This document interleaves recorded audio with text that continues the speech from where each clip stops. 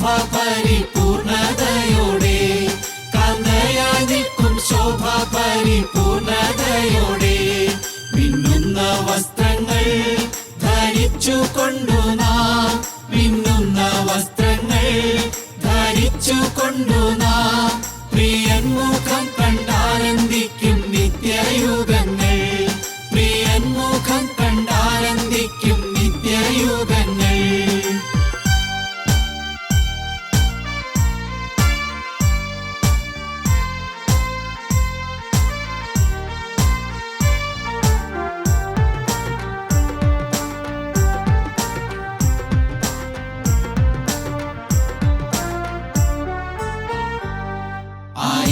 ആയിരം ദൂതന്മാർ ശുശ്രൂഷ, ആയിരം ദൂതന്മാർ ശുശ്രൂഷ ലഭിക്കുമെന്റെ പ്രിയനുമായി വാഴും സമയം, ലഭിക്കുമെന്റെ പ്രിയനുമായി വാഴും സമയം.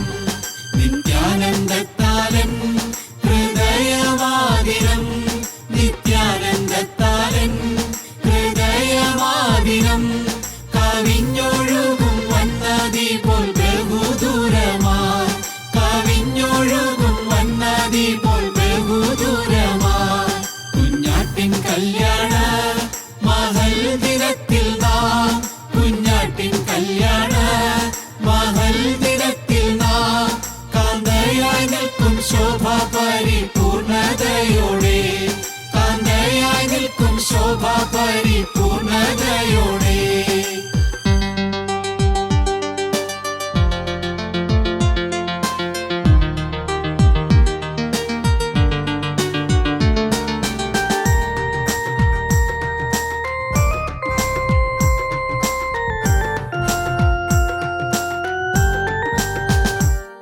കാന്തനും കാന്തയും കല്യാണശാലയിൽ, കാന്തനും കാന്തയും കല്യാണശാലയിൽ എണ്ണമില്ലാത്ത ശുദ്ധർ മധ്യേ വാഴും ചന്തമായി, എണ്ണമില്ലാത്ത ശുദ്ധർ മധ്യേ വാഴും ചന്തമായി. ലഭിക്കുമന്നേനിക്കസംഖ്യ നിക്ഷേപം, ലഭിക്കുമന്നേനിക്കസംഖ്യ നിക്ഷേപം. പ്രമോദമായി വാണിടും ഞാൻ യുഗായുഗങ്ങളായി, പ്രമോദമായി വാണിടും ഞാൻ യുഗായുഗങ്ങളായി. കുഞ്ഞാട്ടിൻ കല്യാണ മഹൽ ദിനത്തിൽ നാം, കുഞ്ഞാട്ടിൻ കല്യാണ മഹൽ ദിനത്തിൽ നാം കാന്തയായി നിൽക്കും ശോഭ പരിപൂർണതയോടെ, കാന്തയായി നിൽക്കും ശോഭ പരിപൂർണതയോടെ. ഞങ്ങളും ക്രൂശിക്കപ്പെട്ട ക്രിസ്തുവിനെ പ്രസംഗിക്കുന്നു. ഹോശേയ പ്രവാചകന്റെ പുസ്തകം 2-ാം അധ്യായം 14-15 വാക്യങ്ങൾ നമുക്ക് വായിക്കാം. അതുകൊണ്ട് ഞാൻ അവളെ വശീകരിച്ച് മരുഭൂമിയിൽ കൊണ്ടുചെന്ന് അവളോട് ഹൃദ്യമായി സംസാരിക്കും. അവിടെ നിന്ന് ഞാൻ അവൾക്ക് മുന്തിരിത്തോട്ടങ്ങളെയും പ്രത്യാശയുടെ വാതിലായി ആഖോർ താഴ്വരയും കൊടുക്കും. പ്രത്യാശയുടെ വാതിലായി ആഖോർ താഴ്വരയെയും കൊടുക്കും. ആഖോർ താഴ്വര അത് വലിയ ശാപത്തിൻ്റെ താഴ്വരയാണ്. അനുസരണക്കേട് മൂലം വന്നുപോയ അനർത്ഥങ്ങളുടെ താഴ്വരയാണ്. വലിയ ദൈവകോപത്തിൻ്റെ താഴ്വരയാണ്. ദൈവം ശിക്ഷിക്കുന്നതിൻ്റെ പ്രതീകമായ താഴ്വരയാണ് ആഖോർ താഴ്വര. ആഖാൻ ഒരാൾ പാപം ചെയ്തു. ആ ഒരാളുടെ പാപം മൂലം എല്ലാ ഇസ്രായേലും ദുരിതം അനുഭവിക്കാനിടയായി. ഇസ്രായേൽ ജനം മുഴുവൻ ദുരിതം അനുഭവിച്ചു.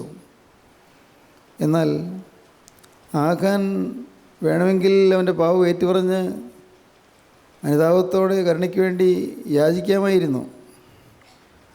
ദൈവത്തിൻ്റെ പ്രതിപുരുഷനായ യോശുവയുടെ അരികിൽ വന്ന് യോശുവയോട് പറയാമായിരുന്നു, എനിക്ക് തെറ്റുപറ്റിപ്പോയി, അബദ്ധം എനിക്ക് വന്നുപോയി, അവസരം ഉണ്ടായിരുന്നു, പക്ഷേ അവനത് അവസരം പ്രയോജനപ്പെടുത്തിയില്ല. അവസരങ്ങൾ ലഭിച്ചു, പക്ഷേ അവസരം പ്രയോജനപ്പെടുത്തിയില്ല. തന്മൂലം അവൻ പാവം ഏറ്റു പറഞ്ഞു. പക്ഷേ അനവസരത്തിലായി പോയതുകൊണ്ട്, അവസരം തെറ്റിപ്പോയതുകൊണ്ട് അവൻ ശിക്ഷ അനുഭവിക്കേണ്ടി വന്നു. അവനെ ആഘോർ തടവരിലേക്ക് കൊണ്ടുപോയി അവനെ കല്ലെറിഞ്ഞ് കൊന്നു. അതാണ് സംഭവിച്ച കാര്യം യോശുവയുടെ പുസ്തകത്തിൽ നിന്ന് മനസ്സിലാക്കിയത്. എന്നാൽ ഇവിടെ വർഷങ്ങൾ നൂറ്റാണ്ടുകൾക്ക് ശേഷം ഹോശേയ പ്രവാചകന് ദൈവം ഒരു വാഗ്ദത്തം കൊടുത്തു. ആ വാഗ്ദത്തമാണ് നാം ഇപ്പോൾ ചിന്തിക്കാൻ തുടങ്ങുന്നത്. എന്താണ് വാഗ്ദത്തം? അതുകൊണ്ട് ഞാൻ അവളെ വശീകരിച്ച് മരുഭൂമിയിൽ കൊണ്ടുചെന്ന് അവളോട് ഹൃദ്യമായി സംസാരിക്കും. സ്നേഹം വശീകരിക്കുന്നു, സ്നേഹം സ്വാധീനം ചെയ്യുന്നു.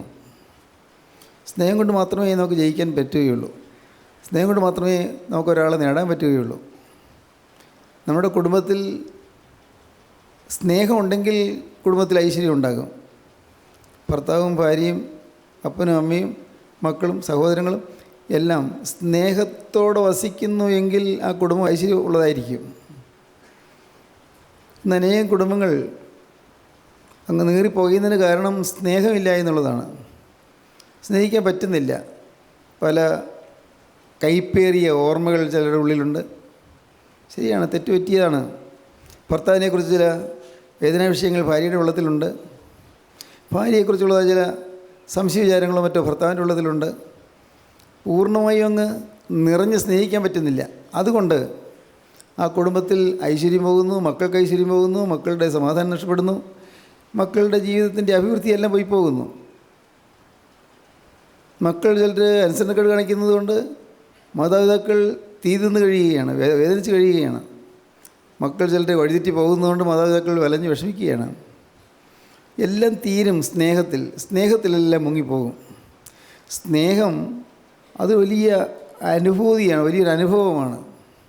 സ്നേഹത്തിൻ്റെ ആ അനുഗ്രഹീതമായ അനുഭവത്തിലേക്ക് നാം വന്നാൽ നമുക്ക് അനേകം പ്രശ്നങ്ങളെ നമുക്ക് ഒഴിവാക്കാൻ സാധിക്കും. ചില ഇല്ലായ്മകളുണ്ട്, വല്ലായ്മകളുണ്ട്. ചില കുടുംബങ്ങളിൽ ചില പോരായ്മകളൊക്കെ ഉണ്ട്. പൈസ ചെയ്യുകയില്ല, അല്ലെങ്കിൽ ആഹാരത്തിന് വേണ്ടത്ര മാർഗം കാണുകയില്ല, അല്ലെങ്കിൽ പിള്ളേർക്ക് ഫീസ് കൊടുക്കാനുള്ള മാർഗം കാണുകയില്ല, അല്ല പെട്ടെന്ന് രോഗം വന്നാൽ ചികിത്സിക്കാൻ പൈസ കാണുകയില്ല, ആരോടും ചെന്ന് കടം മേടിക്കണം. ഇങ്ങനെയുള്ള പ്രശ്നങ്ങളൊക്കെ ഉണ്ടാകും. പക്ഷേ ആ പ്രശ്നങ്ങളും പ്രതിസന്ധികളും ദുരിതങ്ങളും യാതനകളും എല്ലാം ഉള്ളപ്പോൾ തന്നെ സ്നേഹമുണ്ടെങ്കിൽ, പരസ്പര സ്നേഹമുണ്ടെങ്കിൽ എല്ലാം അതിൽ മുങ്ങിപ്പോകും. പ്രശ്നങ്ങൾ സാരമില്ല. ആ സ്നേഹമാണ് നമ്മെ വശീകരിക്കുന്നത്, നമ്മെ സ്വാധീനം ചെയ്യുന്ന സ്നേഹമാണ്. ഓർത്തുകൊള്ളൂ, പല കുടുംബങ്ങളിലും ഭാര്യയും ഭർത്താവും സംശയരോഗികൾ. ഭാര്യ ഒന്നുകിൽ ഭർത്താവ്. ഭാര്യയെക്കുറിച്ച് ഒട്ടുമില്ലാത്ത കാര്യം ഭർത്താവ് അങ്ങ് വിചാരിക്കുന്നു, നിരൂപിക്കുന്നു. പാവം ആ സ്ത്രീ നിരപരാധിയാണ്, നിഷ്കളങ്കയാണ്. പക്ഷേ ഭർത്താവിനവിടെ സംശയം. അവൾ ഒന്ന് നല്ലപോലെ ഒരുങ്ങി പള്ളിയിൽ പോയാലവന് സംശയം, അവളൊരുങ്ങി യോഗത്തിന് പോയാൽ സംശയം, അവളുടെ വീട്ടിൽ, സ്വന്തം ജനിച്ച വീട്ടിൽ പോയാൽ സംശയം. ഭർത്താവിന് എപ്പോഴും ഉള്ള സംശയം. അതൊരു രോഗമാണ്. ജാരശങ്കയെന്ന് പറയും. ജാരശങ്ക അതൊരു രോഗമാണ്, മാനസിക രോഗം തന്നെയാണ്. പക്ഷേ ആ രോഗത്തിൻ്റെ കാരണം പൈശാചിക ബാധയാണ്, ഭൂതബാധയാണ്. ഒരു ഭൂതബാധയാണത്. മറിച്ചും സ്ത്രീകൾ അവരുടെ ഭർത്താവിനെക്കുറിച്ച് പൂർണ്ണ വിശ്വാസം വരുന്നില്ല. അവൾക്ക് ഭർത്താവിൻ്റെ സ്നേഹമാണ്, പക്ഷേ ഭർത്താവ് വേറെ ഏതോ സ്ത്രീയോട് സ്നേഹമുണ്ടെന്ന് അവൾക്കൊരു തോന്നൽ. എവിടെയോ ആരോടോ ഒക്കെ അവന് സ്നേഹമുണ്ട് എന്നൊരു ചിന്ത ഒട്ടുമില്ലാത്തതാണ്. ആ പാവം മനുഷ്യൻ വളരെ ആത്മാർത്ഥമായി അവളെ സ്നേഹിക്കുന്നുണ്ടാകും, അവളെ കാര്യമായി കരുതുന്നുണ്ടാകും. പക്ഷേ എല്ലാറ്റിലും അവൾ കുറ്റം കാണും, തെറ്റുകൾ കാണും. അതൊരു പൈശാചിക ബാധയാണ്. ഒരു ജാരശങ്ക എന്ന് പറയുന്ന ഒരു മഹാഭാവമാണ്. ഇത് മാറിപ്പോകാൻ വാസ്തവത്തിൽ ആത്മീയരായ രീതിയിൽ നാം ചിന്തിക്കുമ്പോൾ അതിന് മാർഗമുണ്ട്. പ്രാർത്ഥിക്കുക, മുട്ടിപ്പായി പ്രാർത്ഥിക്കുക. ഈ ഘോര പിശാചിനെ ഞങ്ങളുടെ കുടുംബത്തിൽ നിന്ന് മാറ്റി തരണമേ എന്ന് പറഞ്ഞ് പ്രാർത്ഥിക്കുക. ഈ ദുരാത്മാക്കളെ ഞങ്ങളുടെ കുടുംബത്തിൽ നിന്ന് ഒഴിവാക്കി തരണമേ എന്ന് പ്രാർത്ഥിക്കുക. ഞങ്ങളുടെ കുടുംബത്തിൽ ശത്രുവായ പൈശാചികൻ ഞങ്ങളുടെ സമാധാനം നശിപ്പിക്കാൻ വന്നിരിക്കുന്ന കർത്താവേ, അവനെ ഞങ്ങൾക്ക് ഒഴിവാക്കി തരണമേ, ഈ ബാധയിൽ നിങ്ങൾ വിടുവിക്കണമേ. ഒരാൾ വിശ്വസ്തയോടെ വിശുദ്ധിയോടെ കർത്താവിൻ്റെ തിരക്തത്തിൽ ആശ്രയിച്ചുകൊണ്ട് ആ കുരിശിൽ ചൊരിച്ച തിരക്തത്തിൻ്റെ അത്ഭുത ശക്തിയെ വിശ്വസിച്ചുകൊണ്ട് പ്രാർത്ഥിക്കുമെങ്കിൽ ഈ പൈശാചിക ബാധ മാറിപ്പോകും. അനേകരിൽ നിന്ന് മാറിപ്പോയിട്ടുണ്ടല്ലോ, നമ്മുടെ കൂട്ടായ്മയിൽ തന്നെ നമുക്കറിയാമല്ലോ, അനേകരിൽ നിന്ന് ഈ ബാധ മാറിപ്പോയിട്ടുണ്ട്. ഒരു പക്ഷേ അങ്ങനെ പ്രാർത്ഥിക്കാനുള്ള സാധ്യതയില്ലാത്തവർ, അതിനുള്ളതായ ആത്മാവിൻ്റെ വീര്യമില്ലാത്തവർ ഒക്കെ ആണെങ്കിൽ നിങ്ങൾ കാര്യം ചെയ്യൂ, നിങ്ങൾക്ക് ചികിത്സിക്കാം. ഒരു നല്ല ഡോക്ടറെ കാണാം. വളരെ നിസ്സാരമായ മരുന്ന് മതി, വളരെ നിസ്സാരമായൊരു മരുന്ന്, വളരെ ചെറിയൊരു മരുന്ന്. ആ ഡോക്ടർ തരുന്നതായ ആ മരുന്ന് ഉപയോഗിച്ച് കഴിഞ്ഞാൽ നിങ്ങളുടെ മനസ്സിലെ ആ ദുസ്സംശയങ്ങൾ മാറിപ്പോവും. അതൊരു ഭീകരമായ ബാധയാണ്, അതൊരു പൈശാചിക ബന്ധനമാണ്. പക്ഷേ അത് ശരീരത്തിൽ അത് നമ്മുടെ നെർവസ് സിസ്റ്റത്തെ ബാധിക്കുന്ന ഒരു രോഗമായി തീരുകയാണ്, നമ്മുടെ നാഡി ഞരമ്പുകളെ ബാധിക്കുന്ന രോഗമായി തീരുകയാണ്. നെർവസ് സിസ്റ്റം മുഴുവൻ തകരാറിലായി പോകും അതോടുകൂടി. ഇത് ഞാനീ പറയുന്ന കാര്യങ്ങൾ നിങ്ങൾ ചിലർ അനുഭവിക്കുന്നവരുണ്ടാകും. നിങ്ങൾ കാര്യം ചെയ്യൂ, ഒരു നല്ല മാനസിക രോഗം ചികിത്സിക്കുന്ന ഒരു ഡോക്ടറെ നിങ്ങൾ പോയി കാണൂ, ഒരു മോശവുമില്ല. ഡയബറ്റീസ്, നമുക്ക് പ്രമേഹം ഉണ്ടെങ്കിൽ ഞാൻ ഡോക്ടറെ കാണുന്നു. അതല്ലെങ്കിൽ നമുക്ക് എവിടെയെങ്കിലും വേദന, വയറിലോ അല്ലെങ്കിൽ ചെന്നിയിലോ വേദനയുണ്ടെങ്കിൽ ഡോക്ടറെ കാണുന്നു എന്നതുപോലെ മാത്രമേ അത് കണക്കാക്കേണ്ട ആവശ്യമുള്ളൂ. ഇതൊരു മോശമായ കാര്യമല്ല ഡോക്ടറെ കാണുക എന്നുള്ളത്. ഈ ഒരു കാര്യത്തിൽ പലരും എനിക്ക് രോഗമൊന്നുമില്ല, നിങ്ങൾക്കാ രോഗമെന്ന് പറഞ്ഞുകൊണ്ടിരിക്കും. ഭാര്യ പറയും എനിക്ക് കുഴപ്പമൊന്നുമില്ല, എനിക്ക് രോഗമൊന്നുമില്ല, നിങ്ങൾക്കാ രോഗം എന്ന് പറയും. ഇങ്ങനെ അങ്ങോട്ടും ഇങ്ങോട്ടും തട്ടിക്കൊണ്ടിരിക്കുകയല്ലാതെ അതിൻ്റെ പരിഹാരം കാണാൻ നോക്കുന്നില്ല. സ്നേഹമാണ് വശീകരിക്കുന്നത്. സ്നേഹം വശീകരിച്ച് കഴിയുമ്പോൾ ആഘോർ താഴ്വരയിലെ മരണം അത് പ്രത്യാശയുടെ വാതിലായി മാറും. സ്തോത്രം. ഗൗരവമുള്ള കാര്യമാണത്. ഒന്നുകൂടി വായിക്കൂ. അതുകൊണ്ട് ഞാൻ അവളെ വശീകരിച്ച് മരുഭൂമിയിൽ കൊണ്ടുചെന്ന് അവളോട് ഹൃദ്യമായി സംസാരിക്കും. അവിടെ നിന്ന് ഞാൻ അവൾക്ക് മുന്തിരിത്തോട്ടങ്ങളെയും പ്രത്യാശയുടെ വാതിലായി ആഘോർ താഴ്വരയും കൊടുക്കും. മുന്തിരിത്തോട്ടങ്ങളെ കൊടുക്കും, പ്രത്യാശയുടെ വാതിലായി ആഘോർ താഴ്വരയെയും കൊടുക്കും. ആഘോർ താഴ്വര പ്രത്യാശയുടെ വാതിലായി മാറുന്നു. ഒരു വലിയ ആത്മീയ അനുഭവമാണത്. എന്നും ശാപഗ്രസ്തമായ ഭവനം അനുഗ്രഹീതമായൊരു ഭവനമായി മാറുന്നു. എന്നും ആന്തരികമായ ഭിന്നതയോട് കഴിയുന്ന ഭവനം ആന്തരികമായ ഐക്യവും ഹാർമണിയുമുള്ള ഭവനമായി മാറുന്നു. സാധിക്കുന്നത് സാധിക്കുന്ന കാര്യമല്ലേ ദൈവത്തിൻ്റെ വചനം പറയുകയുള്ളൂ.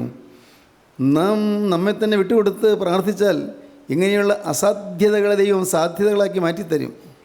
ദൈവം അത്ഭുതം പ്രവർത്തിക്കും. നമ്മുടെ ദൈനംദിന ജീവിതത്തിൽ ഇതുപോലുള്ള പ്രശ്നങ്ങൾ പലതും നമുക്ക് നേരിടും. പക്ഷേ സ്നേഹത്തിൽ കൂടി ഇതിനെല്ലാം അതിജീവിക്കാൻ സാധിക്കും, ഇതിനെല്ലാം നേരിടാൻ സാധിക്കും, ജയിക്കാൻ സാധിക്കും. ദൈവത്തിൻ്റെ സ്നേഹം വശീകരിച്ച് കൊണ്ടുവരുന്നു എന്നാണ് പറഞ്ഞത്. വശീകരിച്ച്, സ്നേഹത്തിനൊരു വശീകരണ ശക്തിയുണ്ട്. നിഷ്കളങ്ക സ്നേഹത്തിന് പരിശുദ്ധമായൊരു വശീകരണ ശക്തിയുണ്ട്, പരിശുദ്ധമായ ശക്തി. ജഡത്തിൻ്റെ ചില വശീകരണ വിദ്യകളൊക്കെ ഉണ്ട്, അത് ജഡീകനായ മനുഷ്യൻ ചെയ്യുന്ന കാര്യങ്ങൾ. ജഡത്തിൻ്റെ വശീകരണ ശക്തികളല്ല ഇത് ആത്മാവിൻ്റെ വശീകരണ ശക്തി. ആത്മാവ് വശീകരിക്കും. ഒരു വലിയ ആത്മീയ അനുഭവമാണ് യേശുക്രിസ്തുവിൻ്റെ ആത്മാവ് നമ്മെ വശീകരിക്കുന്നത്. നമ്മെ അങ്ങ് ആത്മാവിൻ്റെ സമാധാനത്തിലും സമൃദ്ധിയിലും സന്തോഷത്തിലും അങ്ങ് ലയിപ്പിക്കുകയാണ്. നാം ഈ ലോകത്തല്ല എന്ന് തോന്നുന്നപ്പോൾ, ഈ ലോകത്തല്ല, നാം വേറെ ഏതൊരു ലോകത്തേക്ക് പോയി എന്ന് തോന്നും. ഇതെല്ലാം ഒരു ആത്മീയ അനുഭവങ്ങളാണ്. ആത്മീയ അനുഭവങ്ങൾ, ആത്മീയമായ അനുഭവങ്ങളുടെ ആ പ്രതലത്തിൽ കൂടി നമ്മുടെ മനസ്സ് യാത്ര ചെയ്യണം. ആത്മീയ അനുഭവങ്ങൾ. നമുക്ക് ഈ ലോകത്തിലെ ജീവിതം കുറച്ച് നാളിങ്ങനെ ജീവിച്ചു, കഷ്ടപ്പെട്ടും വിഷമിച്ചും വഴക്കടിച്ചും ഭിന്നിച്ചും പൈസയില്ല എന്ന് പറഞ്ഞ് നിലവിളിച്ചും രോഗമാണല്ലോ എന്ന് പറഞ്ഞ് കരഞ്ഞും അങ്ങനെ കാലങ്ങൾ പോകുന്നു. മക്കളെക്കുറിച്ച് ഓർത്ത് വിലപിച്ചും ഭർത്താവിനെക്കുറിച്ച് ഓർത്ത് വിഷമിച്ചും ഇങ്ങനെ കാലങ്ങൾ പുറകെ പോകുന്നു. കുറെ കഴിഞ്ഞ് നാം കടന്നു പോകുന്നു. അങ്ങനെ പോകേണ്ടതല്ല ജീവിതം. ജീവിതം ഈ ചുരുങ്ങിയ കാലയളവ് നിത്യതയ്ക്ക് വേണ്ടി സമ്പാദിക്കാനുള്ള കാലമാണ്.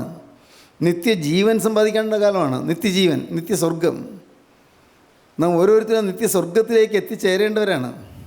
നാം ആരും അന്യരായിട്ട് നിൽക്കേണ്ടവരല്ല. നിത്യസ്വർഗത്തിൻ്റെ അവകാശം പ്രാപിക്കേണ്ടവരാണ് നാം ഓരോരുത്തരും. ദൈവത്തിന് സ്തോത്രം. അതുകൊണ്ട് പ്രത്യാശയുടെ വാതിലായി മാറും. പ്രത്യാശ ഒരു കാരണവശാലും നമ്മുടെ ജീവിതത്തിലെ നമ്മൾ പ്രത്യാശ കൈവിട്ട് കളയരുത്. നിരാശ വരരുത്. പ്രത്യാശ കൈവിട്ട് കളയരുത്.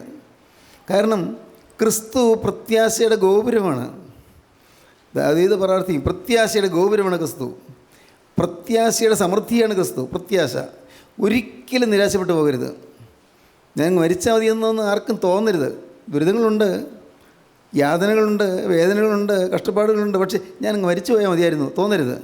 കാരണം നമ്മെ ഓരോരുത്തരെയും ഈ ഭൂമിയിലേക്ക് കർത്താവ് അയച്ചപ്പോൾ നമ്മിൽ ചില അനുഗ്രഹീതമായ സമൃദ്ധിയേറിയ അനുഗ്രഹങ്ങൾ, ധന്യമായ അനുഭവങ്ങൾ കർത്താവ് നമുക്ക് തരാൻ വേണ്ടിയാണ് അയച്ചത്. നമ്മിൽ കൂടി ചില കാര്യങ്ങൾ നിവർത്തിക്കാൻ വേണ്ടിയാണ് കർത്താവ് കൂടെ അയച്ചത്.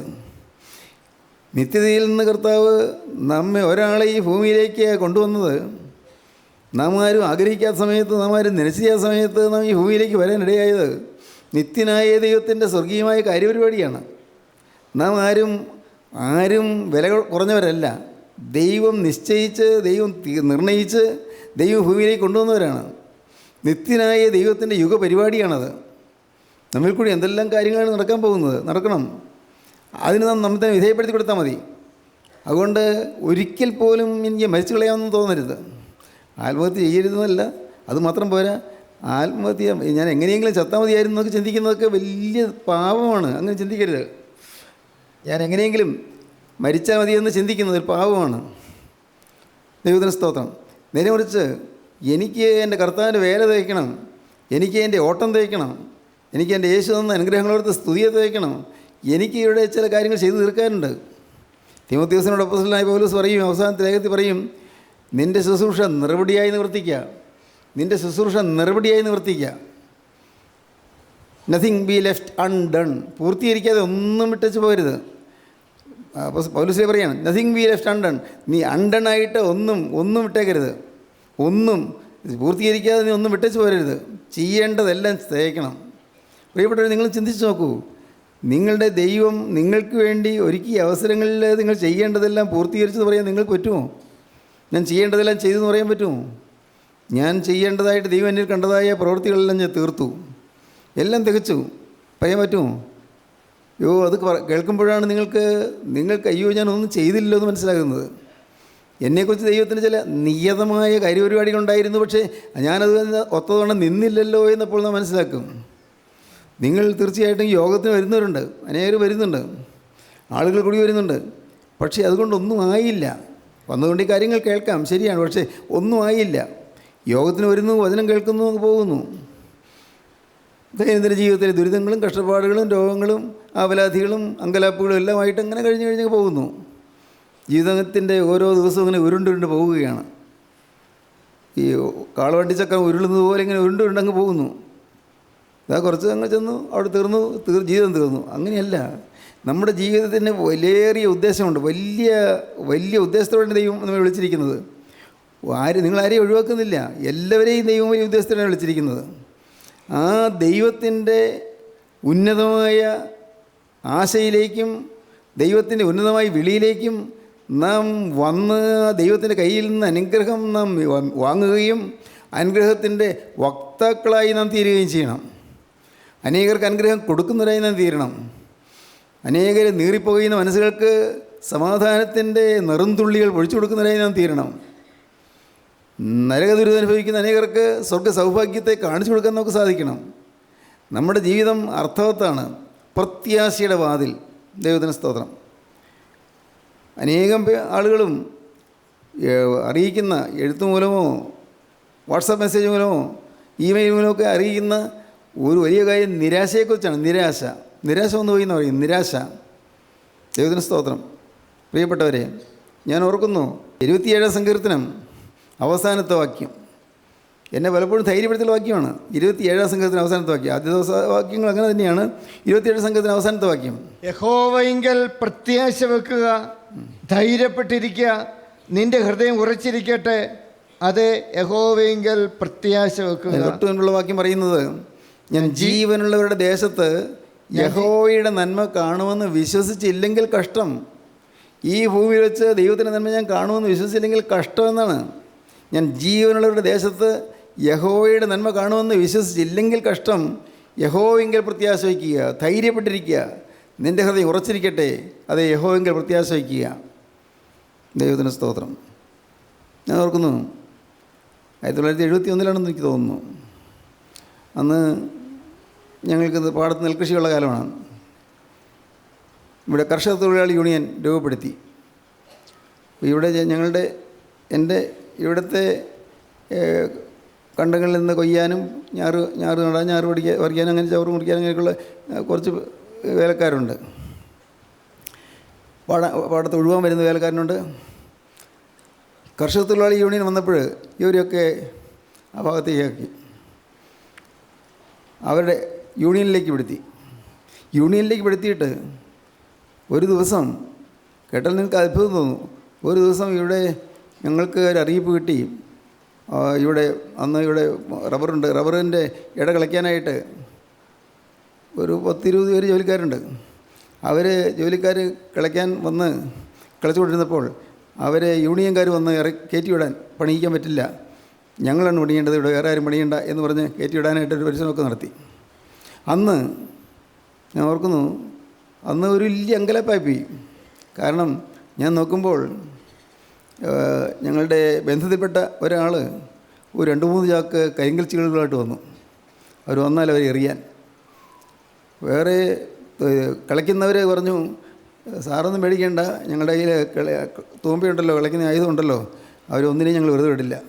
അപ്പോൾ ശരിയായൊരു യുദ്ധത്തിനുള്ള ഭൂമി ഒരുങ്ങുകയായിരുന്നു. യുദ്ധം അന്നത്തെ കാര്യങ്ങൾ ചില പ്രായമുള്ളവർക്ക് ഓർമ്മ കാണും. ഞാനും വല്ലാതായി. അപ്പോൾ ഞാൻ ചിന്തിച്ചു, നമ്മുടെ പറമ്പിൽ ഈ പാവപ്പെട്ട രക്തം ചിന്തുമോ, എന്ത് ചെയ്യും, എന്താ അതിന് പരിഹാരം? ഞാൻ അന്ന് പല രീതിയിലും ഞങ്ങളെ സഹായിക്കുന്ന ചില ആളുകൾ, ആലീസിൻ്റെ ബന്ധത്തിൽ നിന്നും എൻ്റെ ബന്ധത്തിൽ നിന്നും എൻ്റെ സൗഹൃദ വലയത്തിൽ നിന്നെല്ലാം ചിലർ ഇവിടെ വന്നിട്ടുണ്ട്. ഏതിനും തയ്യാറായി, അതിന് വേണ്ടി വന്നാൽ ഓടാനുള്ള കാറുമൊക്കെ ആയിട്ട് ചിലർ വന്നിരിക്കുന്നുണ്ട്. അങ്ങനെ ആകെ ഒരു അങ്കലാപ്പായിരുന്നു, വളരെ വലിയൊരു പ്രതിസന്ധിയായിരുന്നു. ഞാൻ അകത്ത് കടന്ന് ഞാൻ വേദപുസ്തകം വായിക്കുമ്പോഴെല്ലാം ഞാൻ വായിക്കുന്ന ഈ വാക്യമാണ്: യഹോവ എൻ്റെ വെളിച്ചവും എൻ്റെ രക്ഷയുമാകുന്നു, ഞാൻ ആരെ ഭയപ്പെടും? യഹോവ എൻ്റെ ജീവൻ്റെ ബലം, ഞാൻ ആരെ പേടിക്കും? എൻ്റെ വൈരികളും ശത്രുക്കളുമായ ദുഷ്കർമ്മികൾ എൻ്റെ മാംസം തിന്നുവാൻ എന്നോട് അടുക്കുമ്പോൾ ഇടറി വീഴും. ഒരു സൈന്യം എൻ്റെ നേരെ പാളയം ഇറങ്ങിയാലും എൻ്റെ ഹൃദയം ഭയപ്പെടുകയില്ല. എനിക്ക് യുദ്ധം നേരിട്ടാൽ ഞാൻ നിർഭയമായിരിക്കും. ഒരു അവസാനത്തേക്ക് വന്നപ്പോഴേ, ഞാൻ ജീവനുള്ള ദേശത്ത് യഹോവയുടെ നന്മ കാണുമെന്ന് വിശ്വസിച്ചില്ലെങ്കിൽ കഷ്ടം. യഹോവെങ്കിൽ പ്രത്യാശ വയ്ക്കുക, ധൈര്യപ്പെട്ടിരിക്കുക, നിന്റെ ഹൃദയം ഉറച്ചിരിക്കട്ടെ, അത് യഹോവെങ്കിൽ പ്രത്യാശ വയ്ക്കുക. ദൈവത്തിന് സ്തോത്രം. അപ്പോൾ എനിക്ക് ധൈര്യമായി. ഞാൻ പുറത്ത് വന്ന് അവർ സംസാരിക്കുമ്പോൾ അവർ, നീ അങ്ങോട്ട് പുറത്തേക്ക് വരണ്ട, നീ അത് തരുന്നാൽ മതി, നിനക്ക് ഇതിനെ നേരിടാനുള്ള കഴിവില്ല, ഞങ്ങളൊക്കെ നോക്കിക്കോളാം. ഇവിടെ ചില ആളുകൾ എന്നോട് സ്നേഹമുള്ളവർ അങ്ങനെ പറഞ്ഞു. ഞാൻ പിന്നെയും അകത്ത് ചെന്നു ഇങ്ങനെ പ്രാർത്ഥിച്ച് ഈ വാക്യം തന്നെ പിന്നെയും ഉരുവിട്ടിട്ട് ഞാൻ പിന്നെയും വരും. അപ്പോഴാണ് എൻ്റെ ഒരു സ്റ്റുഡൻറ്റ് ബൈക്കിൽ ഓടി വരുന്നു. അവരുടെ വട്ടിവരത്തു നിന്ന് എല്ലാവരും അവർ വലിയൊരു ജാതിയായിട്ട് ഇങ്ങോട്ട് വരാൻ പോവുകയാണ്. കുറച്ചും ആളുകളല്ല, അവർ വന്നാൽ ഒരു വലിയ വഴക്കുണ്ടാകും, വലിയ പ്രശ്നമുണ്ടാകും. അവർ ഇവിടെ പണിയുന്ന ജോലിക്കാരെല്ലാം കയറ്റിവിടും. അതുകൊണ്ട് വളരെ വളരെ കരുതിയിരിക്കണം, വളരെ സൂക്ഷിക്കണം എന്നൊക്കെ പറഞ്ഞ് ഞാൻ പഠിപ്പിച്ചൊരു പയ്യനാണ്. അവൻ ഓടി വന്ന് ബൈക്കിൽ വന്ന് പറഞ്ഞു. അപ്പോൾ എനിക്കൊന്നൊരു അങ്കലപ്പ് കയറി. ഒത്തിരി കഴിഞ്ഞപ്പോൾ ഇനിയും വന്ന് പറയുകയാണ്, താണ്ടി അത് ജാഥ ഒരുങ്ങി, അത് നടന്നു തുടങ്ങി, പോയി ഉടനെ വരും. മനസ്സ് വല്ലാതെ വെപ്രളപ്പെട്ടു. ഇന്നതൊക്കെ പറയുമ്പോൾ ഞാൻ അത്ഭുതപ്പെടുകയാണ്. എനിക്ക് ഒന്നേ പിടിയുള്ളൂ, വേറെ ആരുമില്ല. ഇവരൊക്കെ ആളുകളൊക്കെ ഉണ്ടെങ്കിലും ആരുണ്ടെങ്കിലും യുദ്ധം നടക്കുകയല്ലേ. എന്ന് വെച്ചാൽ കല്ലെറിയും, അവർ കരിങ്കൽ ചീളുകൾ കൂട്ടിക്കൊണ്ട് വന്നിരിക്കുന്നത്, കരിങ്കലുണ്ട്, അവരെറിയും, പിന്നെ തൂമ്പ കൊണ്ട് യുദ്ധം ചെയ്യും. വരുന്നവരും വെറുതെ നിൽക്കില്ലല്ലോ, എല്ലാം കൊള്ളാനല്ലോ വരുന്നത്. അപ്പോൾ വലിയ അടിപിടി ഉണ്ടാകും. ഈ പേടിച്ച് എനിക്കതിന് നേരിടാനുള്ള കരുത്തുമില്ല. ഞാൻ പേടിച്ച് പിന്നെയും ഈ വാക്യം പറയും: ഞാൻ ജീവനുള്ള ഒരു ദേശത്ത് യഹോവയുടെ നന്മ കാണുമെന്ന് വിശ്വസിച്ചില്ലെങ്കിൽ കഷ്ടം. യഹോവെങ്കിൽ പ്രത്യാശ വയ്ക്കുക, ധൈര്യപ്പെട്ടിരിക്കുക, നിൻ്റെ ഹൃദയം ഉറച്ചിരിക്കട്ടെ, അത് യഹോവെങ്കിൽ പ്രത്യാശ വയ്ക്കുക. ഇത് തന്നെ ഉരുവിട്ടുകൊണ്ട് ഞാൻ അകത്തിരിക്കുക. പിന്നീട് ഇടയ്ക്കൊന്ന് ഇറങ്ങി വരും. കുറേ കഴിഞ്ഞപ്പോൾ ജാഥ പോകുന്നു തുടങ്ങിയെന്ന് പറഞ്ഞാൽ ആ ചെറുപ്പക്കാരൻ പിന്നെയും വന്നു. ഇല്ല, അവർ പിരിഞ്ഞുപോയി, ജാഥ പിരിഞ്ഞുപോയി. അവരുടെ നേതാവ് പറഞ്ഞു, യോഹന്നാസാൻ്റെ വീട്ടിലേക്ക് ഏതായാലും ഞാനില്ല എന്ന് നേതാവ് പറഞ്ഞു. അതുകൊണ്ട് ആ നേതാവ് പണ്ട് ഞാൻ പഠിപ്പിച്ചൊരു പയ്യനാണ്. അത് പറഞ്ഞതുകൊണ്ട്, ആ നേതാവ് പറഞ്ഞതുകൊണ്ട് ആളെല്ലാം പിരിഞ്ഞുപോയി. സമാധാനത്തോടെ ദീർഘശ്വാസം വിട്ടു. ദൈവത്തിന് സ്തോത്രം. ഈ വേദവാക്യമാണ് എന്നെ ധൈര്യപ്പെടുത്തിയത്. വേദവാക്യം എൻ്റെ ജീവിതത്തിൽ ധൈര്യം തന്നതാണത്. ഞാൻ ജീവനുള്ളവരുടെ ദേശത്ത് യഹോവയുടെ നന്മ കാണുമെന്ന് വിശ്വസിച്ചില്ലെങ്കിൽ കഷ്ടം. യഹോവെങ്കിൽ പ്രത്യാശ വയ്ക്കുക, ധൈര്യപ്പെട്ടിരിക്കുക, നിൻ്റെ ഹൃദയം ഉറച്ചിരിക്കട്ടെ, അതേ യഹോവെങ്കിൽ പ്രത്യാശ വയ്ക്കുക. ഇന്ന് മനസ്സ് പതറിയിരിക്കുന്ന ആരെല്ലാം ഉണ്ട്, മനസ്സ് നൊന്തിരിക്കുന്നവരാരെല്ലാം ഉണ്ട്. പ്രശ്നങ്ങളുടെ മുമ്പിൽ വലഞ്ഞ് വിഷമിച്ച് ഒന്നും ചെയ്യാനാകാതെ അമ്പരപ്പിലിരിക്കുന്നവരാരെല്ലാം ഉണ്ട്, പരിഭ്രാന്തിയിരിക്കുന്നവരാരെല്ലാം ഉണ്ട്, നാളെ എന്ത് എന്നറിയാതെ മനസ്സ് വേദനിച്ച് പൊളയുന്നവരാരെല്ലാം ഉണ്ട്. പ്രിയപ്പെട്ടവരെ, നിങ്ങൾ പറയട്ടെ, പ്രത്യാശയുള്ളവരാകുക. ഒരു ദൈവം ജീവിക്കുന്നുണ്ട്. ആ ദൈവം സ്നേഹമാണ്. ആഘോർ താഴ്വരയെ, ശിക്ഷയുടെ താഴ്വരയെ, അനർത്ഥത്തിൻ്റെ താഴ്വരയെ അത് പ്രത്യാശയുടെ താഴ്വരയാക്കി മാറ്റാൻ കഴിവുള്ളൊരു ദൈവം ജീവിക്കുന്നുണ്ട്. ഇത്രയും നാളെല്ലാം ശിക്ഷയുടെ താഴ്വരയായിരുന്നു, ഇത്രയും നാളുകളെല്ലാം കോപത്തിൻ്റെ താഴ്വരയായിരുന്നു, ഇത്രയും നാളുകളെല്ലാം ദൈവകോപത്തിൻ്റെ താഴ്വരയായിരുന്നു. എന്നാലോ ഇന്ന് പ്രത്യാശയുടെ താഴ്വരയായി മാറുന്നു, പ്രത്യാശയുടെ വാതിലായി മാറുന്നു. നിങ്ങൾ പ്രത്യാശ പ്രാപിപ്പീൻ. എന്താ പ്രത്യാശയ്ക്കുള്ള അതിൻ്റെ ബലം എന്താണ്? ക്രിസ്തുവിലുള്ളതായ വിശ്വാസം. ഞാൻ ആരെ വിശ്വസിക്കുന്നതിനെ അറിയുന്നു, അവൻ്റെ ഉപനിധി ആ ദിവസം വരെ സൂക്ഷിപ്പാൻ ശക്തനെന്ന് ഞാൻ ഉറച്ചിരിക്കുന്നു. ദൈവത്തിന് സ്തോത്രം. പ്രിയപ്പെട്ടവരെ, നിങ്ങൾ വിശ്വസിക്കൂ, യേശുക്രിസ്തു ജീവിക്കുന്നുണ്ട്. നിങ്ങൾ വിശ്വസിക്കൂ, യേശുക്രിസ്തുവിൻ്റെ കരങ്ങളിലേക്ക് ജീവിതം കൊടുത്താൽ കർത്താവ് നിങ്ങൾ പരിപാലിക്കും. സംശയിക്കേണ്ട. യേശുക്രിസ്തുവിൻ്റെ കരങ്ങളിലേക്ക് നിങ്ങളുടെ ഭാവി നിങ്ങൾ ഏൽപ്പിച്ചു കൊടുത്താൽ യേശുക്രിസ്തു നിങ്ങളെ താങ്ങും, നിങ്ങളെ സഹായിക്കും. തീർച്ചയാണിത് ഒരു സജീവ യാഥാർത്ഥ്യമാണ്. ക്രിസ്തു ഇപ്പോൾ നാം എല്ലാവരോടും കൂടി ഇരിക്കുന്നത് പോലെ നമ്മുടെ ഇടയിൽ ക്രിസ്തു ഉണ്ട് എന്നുള്ളത് യാഥാർത്ഥ്യമാണ്. നമ്മുടെ ഇടയിൽ കൂടി ക്രിസ്തു നടക്കും എന്നുള്ളത് യാഥാർത്ഥ്യമാണ്. ക്രിസ്തു നമ്മൾ ഓരോരുത്തരെയും കാണുന്നുള്ളത് യാഥാർത്ഥ്യമാണ്. നമ്മുടെ വേദനകൾ കാണുന്നുള്ളത് യാഥാർത്ഥ്യമാണ്.